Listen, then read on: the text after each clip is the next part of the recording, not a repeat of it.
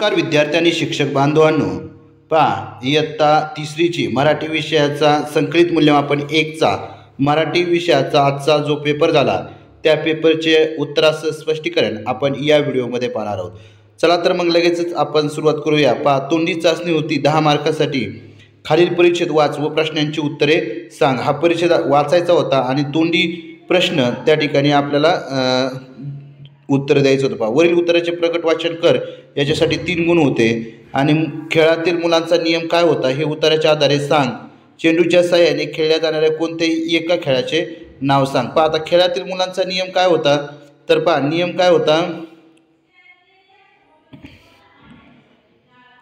चेंडू झाडीत गेला की खेळ तात्पुरता थांबायचा असा त्यांचा खेळातील नियम होता। पहा खेळाचा नियम काय होता, चेंडू झाडीत गेला की खेळ थांबायचा। त्यानंतर चेंडूच्या साहाय्याने खेळल्या जाणाऱ्या कोणत्याही एका खेळाचे नाव सांग। पहा एक खेळ क्रिकेट असेल, फुटबॉल असेल, बरोबर, हॉकी असेल, अशा खेळांची नावं आपण चेंडूच्या साहाय्याने खेळल्या जाणाऱ्या सांगू शकतो। पहा त्यानंतर खाली दिलेला संवाद वाच व प्रश्नांची उत्तरे सांग। वरील संवाद कोठे घडला आहे? पहा आता हा जो संवाद आहे, बाई अमित पेन्सिलचं टोक करून कचरा वर्गातच टाकतोय, म्हणजे हा वर्गात घडलेला संवाद आहे।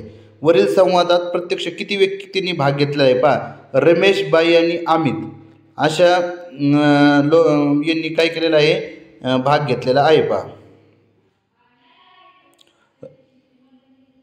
म्हणजे 3 जणांचा या ठिकाणी संवादात भाग झालेला आहे। पहा पेन्सिलला टोक कोण करत होतं तर अमित। पहा अमित पेन्सिलला टोक करून कचरा वर्गातच टाकतोय, मग पेन्सिलला कोण टोक करत होतं तर अमित करत होता। पहा वर्गात कचरा होणार नाही यासाठी तू कोणती काळजी घेशील? पहा म्हणजे अगोदर तर वर्गात कचरा करायचाच नाही, परंतु जर केला तरी देखील डस्टबिनचा वापर करायचा, म्हणजेच कचरा कुंडीचा वापर करायचा। अशा पद्धतीचं काळजी त्या ठिकाणी आपल्याला वर्गात कचरा होऊ नये म्हणून घेता येईल। त्यानंतर प्रश्न 3रा आहे, पहा लेखी चाचणी। कविता अर्थपूर्ण होण्यासाठी रिकाम्या जागी कंसातील योग्य शब्द लिही। पहा कंस, पापड, माकड, कुत्रा, माणसं। एक होतं गाव, गावात होती माणसं, बाजारात जाऊन घेत होती कंस। पापडाचेही होते दुकान, बाजारात आलं माकड, त्याने खाल्ला पापड।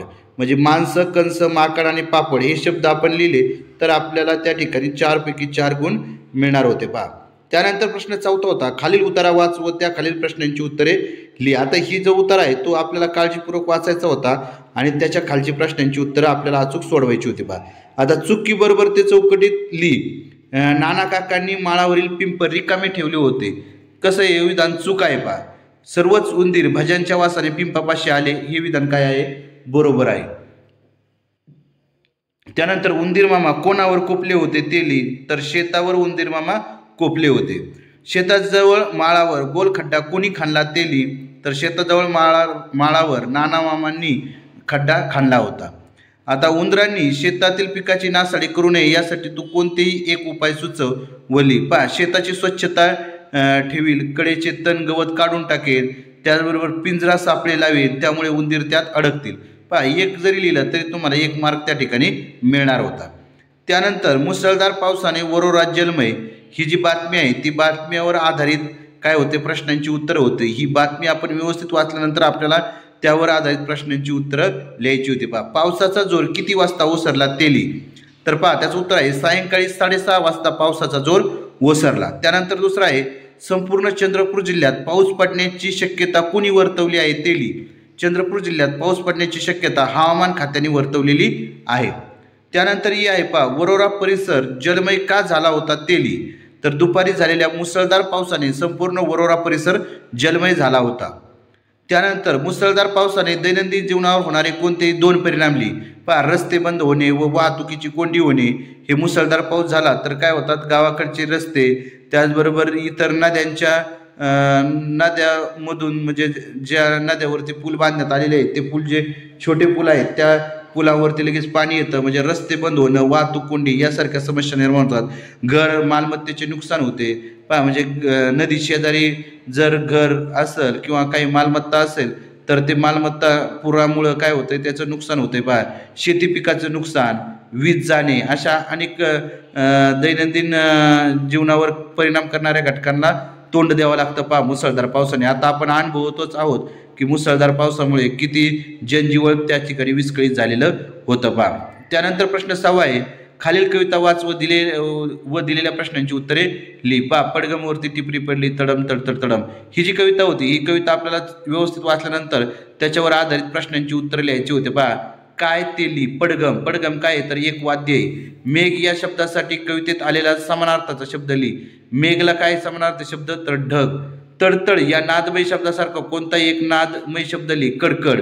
पहा, तडतड, कडकड, गडगड. पहा इथं ढगात गडगड गडम, म्हणजे या ठिकाणी तडतड या नादमय शब्दासारखा तुम्ही कडकड लिहिला असेल, गडगड लिहिला असेल तरी देखील तुमचा हा शब्द बरोबर आहे. पहा, तुम्हाला माहीत असलेल्या वाद्यांची नावे लिहा. पहा, तुम्हाला जे वाद्य माहीत आहेत, पहा तबला झालं, ताशा झालं, ढोल झालं, जे वाद्य आहेत पहा त्या वाद्यांची नावं तुम्ही काय लिहू शकता, त्या ठिकाणी लिहू शकता. डमरू झालं, तुम्हाला जे माहीत आहेत ते वाद्य तुम्ही त्या ठिकाणी लिहू शकता.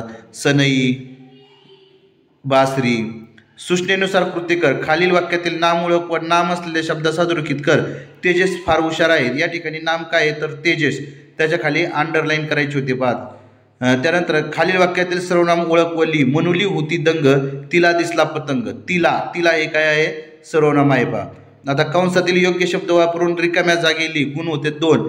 टिंबटिंब वाऱ्याच्या झुळकेने मनुली सुकावली, तर गारगार वाऱ्याच्या झुळकेने मनुली सुकावली. झाडाच्या उंच उंच शेंड्यावर हिरवीगार टोकदार पानं. त्यानंतर खालील विरामचिन्हाचा वापर योग्य ठिकाणी कर व वाक्य पुन्हा लिही. पहा, दीपाने बाजारातून केळी स्वल्पविराम सफरचंद स्वल्पविराम चिकू आणले पूर्णविराम.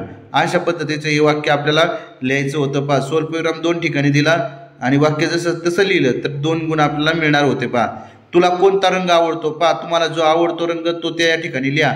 मी लिहिलंय मला लाल रंग आवडतो, कोणी लिहिलं निळा, कोणी लिहिलं काळा, कोणी लिहिलं पांढरा. ज्याला जो रंग आवडतो तो त्या ठिकाणी आपल्याला लिहायचा होता. पहा, त्यानंतर खाली दिलेल्या सूचनेनुसार कृती कर. हे शिंपी काय त्यांना त्यांच्या कामाविषयी तू कोणते प्रश्न विचारशील ते लिही. पहा, या ठिकाणी प्रश्न लिहिले. तुम्ही तुमच्या व्यवसायात समाधानी आहात का? तुम्ही रोज किती तास काम करता? तुम्हाला तुमच्या कामात कोण मदत करते? अशा पद्धतीचे प्रश्न आपण त्या ठिकाणी तयार करू शकतो. त्यानंतर खाली दिलेले शब्दकोडांच्या आधारे कृती सोडव.